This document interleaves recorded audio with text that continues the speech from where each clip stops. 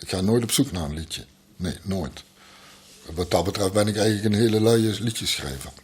Want ik ga nooit ervoor zitten. Het liedje komt of het komt niet. En als het komt, is het een lekker gevoel, dat wel. Dat is een heerlijk gevoel.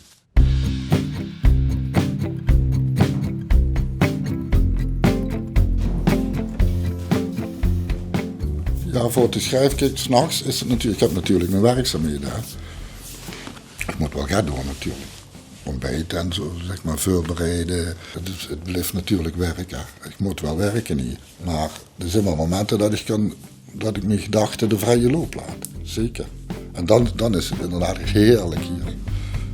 Het is al lang geleden, maar het veld wie gisteren. Ik heb blauwdruk bijvoorbeeld. Het gaat eigenlijk over mijn kenja.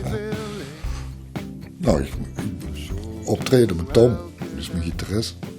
En ja, begreep, zie ik mijn zoon zitten, Clement. Kon niet verder spelen. Moest gewoon stoppen. Het zit je super dicht bij een emotie. De lange gang, de lege vet. De meeste uren lang in bed. De nachtwaken kan eindelijk gaan schrijven. De lange gang, een leeg buffet. Nou, dat kan heel veel zeggen. Hè? Voor mij is het gewoon een leeg buffet dat die lui allemaal in bed liggen. Ja, dat is gewoon zo. Weet je, er zit verder helemaal geen diepgang achter bij mij. Maar het kan wel heel diep zijn. Maar niet voor mij, maar voor de luisteraar wel. Dat is het mooie van woorden natuurlijk. Hè. Van taal. Het gaas van de wijk.